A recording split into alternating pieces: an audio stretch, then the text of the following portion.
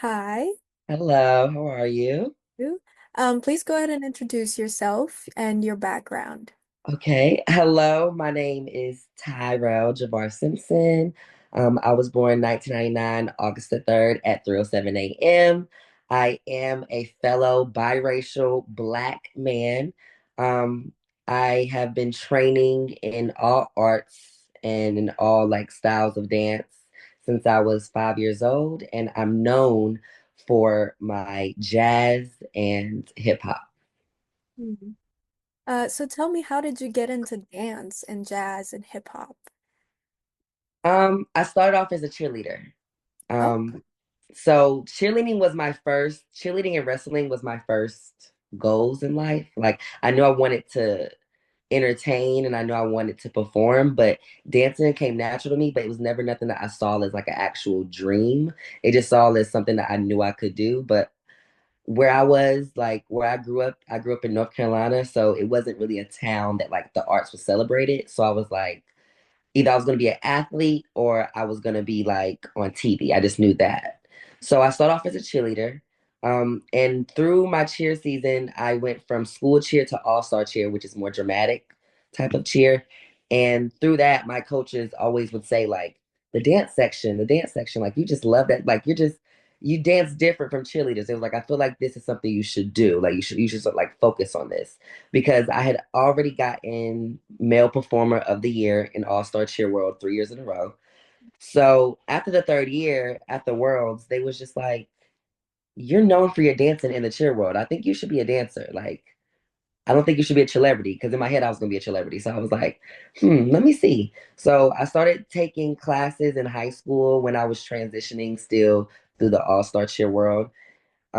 And I realized it was more of a love than I thought it was. And I met my first dance teacher, Miss Williams, and she kind of changed my life. She got me into college. She got me focused on dance. She changed, helped me with my resume, helped me with my dance reel. Like she kind of educated me on all the dance backgrounds of things and when it came to school and education. So that kind of was like the freshman year of high school was kind of the change.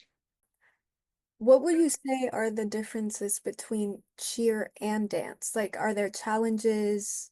I will say cheer taught me how to learn routines fast Hmm, in dance. Cheer taught me how to use my core in dance. Cheer taught me that dance is athletic. right. The challenges, I would say I never really had any.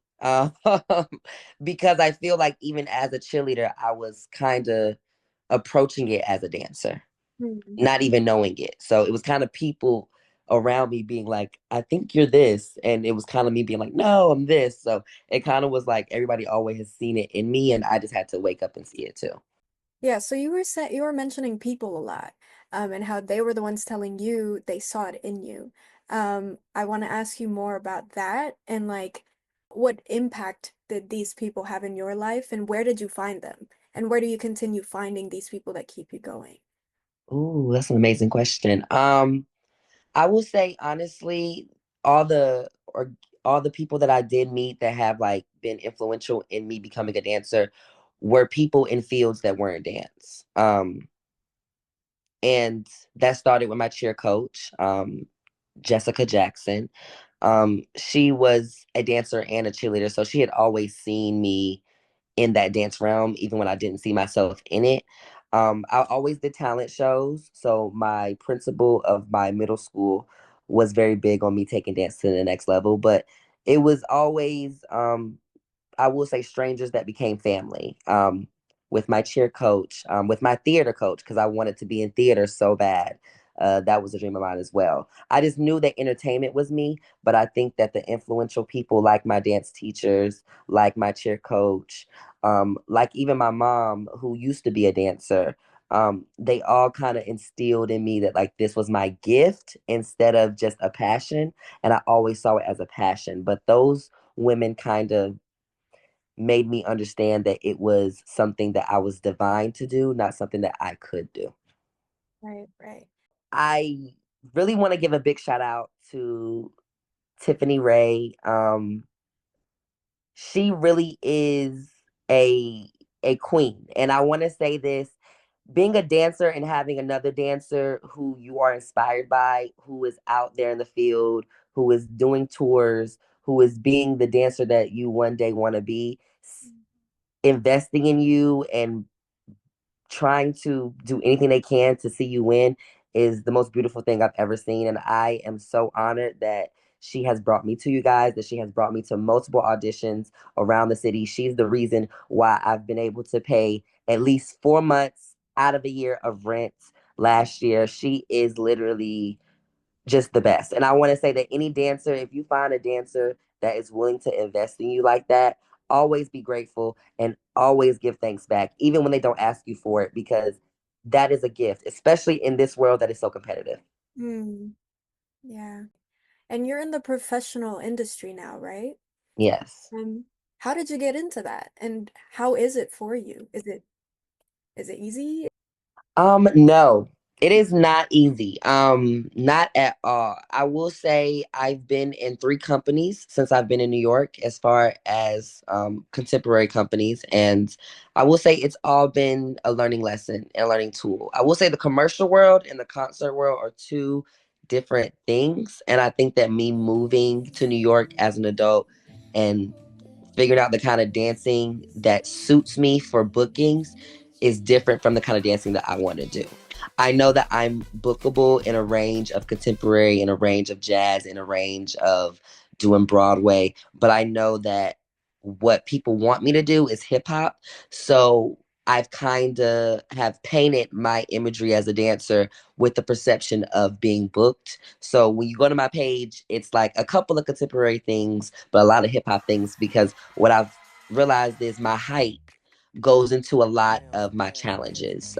Me being talented has nothing to do with me being 4'11. Me being a 4'11 has everything to do with me being booked with other males, and me being feminine has everything to do with me being booked with other males. I will say that's more beneficial on the contemporary concert side of dance and theater side of dance than it is on the commercial side. Because commercial, most auditions I've ever been in with commercial, and I've gotten like maybe like 2 bookings, and it's always been just me being gay. But most of them I've gotten cut maybe like the last round because of my height. Mm, that's great insight, actually. Um, do you think there's like a point where you can break those boundaries of like, this is what I want to do instead of what they want me to do? Absolutely. And I think that this is the year that I've decided to do that. I've decided to push out of my social norms and go for the dreams that I specifically want, not the dreams that I feel like will keep me fed.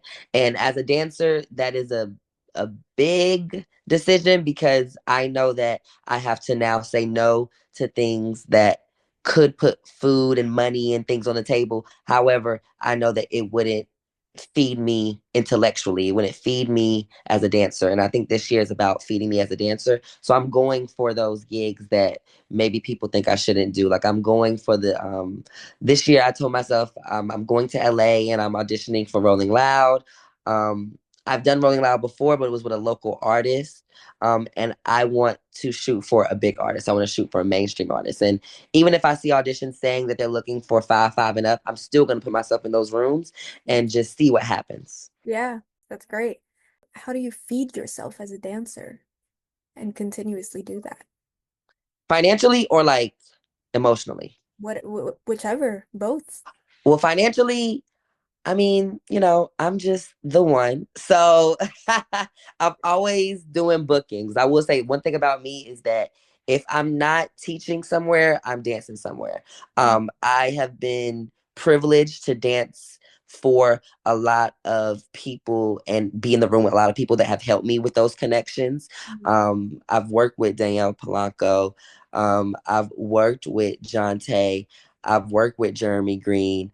Um, and I've gotten to be in the room with Fatima Robinson. And I think that having these people in my dance career and being the mentors, even for a split second or even for 2 weeks, have been very influential with me getting booked because I'll go to a class and a choreographer will say, "Well, there's a audition for Kinky Boots on Thursday," or they'll be like, "Oh, there's a gig for this LGBT Pride performance." So it's always been somebody within the parameters of teaching me. Mm, I've been blessed enough to enter rooms and walk out with more than just a video. yeah. And how do you think you keep those connections once you find them? I will say that is the challenge I'm figuring out now as a dancer because I'm a Leo, so my natural intention is to never be thirsty, right? But I know as a dancer, as an artist in general, being thirsty is one of like the best attributes you could be because hunger and thirst and wanting something and that passion for it is better than just being talented because a lot of people can be talented, but if you're not willing to get out in the mud, be that person that's always in the face. Because I have to remember we're in a different generation where we think that that's like late or we think that that's like taboo, but the dancers and the artists and anybody in the art scene years ago, that fashion designer, they had to run to that studio and be like, "Hey, I have these pieces, do you want to see them?" Or they had to be like, "Hey, I'm a dancer and I can do this, is it okay if you watch me dance?" Like they didn't have social media. So I feel like now it's kind of ingrained in us that social media is the best teacher, but what I realized is getting in the field, being thirsty, saying, "Hey, I'm available and I would love to work with you," whether that's for free, whether that's understudying, whether that's like anything. So I am now learning that, you know what, like Hungry Ty, he's alive and he's awake. So I've chosen to now, every time I get a network and they send me to an audition, the next day or the same day immediately I'll text them and be like, "Hey, I would love to like come back to your class and work with you more. I think I'm grateful for the opportunity that you told me about the audition. I would love to stay in the room with you." And now I'm getting like, "Yeah, come guest." Or like finally like a dancer like wakes up. Like I'm realizing that these choreographers, especially these OGs, has been in the industry for such a long time, they don't want the girls just coming in for a video. Or you know what I'm saying? And they want the girls that come in and be like, "Hey, I would love to work with you after this," or "Hey, do you have any notes for me?" Like, and that was with a choreographer I met named Keenan. Definitely was a teachable moment because I went to his class just being big headed, and he didn't even like give me the time of day. And then when I talked to him, he was like, "You're talented, but I can tell that that's like all you're used to. All you're used to is people being like, 'You're amazing.'" He was like, "I want people to come in that's talented, that want to challenge themselves." And he told me all the notes that he had for me. And I immediately the next day went home, did a video of the same choreography with his notes. And then he DM'd me and commented on my post and was like, "This is what I'm talking about. This is the kind of dancer I want. This is what I'm seeing." And now that's a new connection. But I know now putting myself out there and asking questions is the most resourceful way to feed myself as a dancer in both lanes. Right. Well, that's a word. That Sorry, I that's good. overtalk. No, that's good. That's good. I think a lot of dancers need that. You have to have that push. Like Yeah. it's like not enough now just to come and learn. Like it's like they want you to be like, "No, that wasn't good," or they want you to be like, they want you to really be there for what the experience is. And I feel like a lot of dancers now are just we're stuck in the social media realm of things and not in the real life things of training. Yeah. We don't go to class to train anymore, we go to class to perform. Right. For our last question, if there's anything you want to promote, anywhere we can find you, please let us know.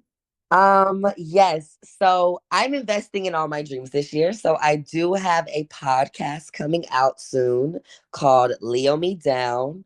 Um, and I am going to be vlogging my Rolling Loud audition slash experience this year.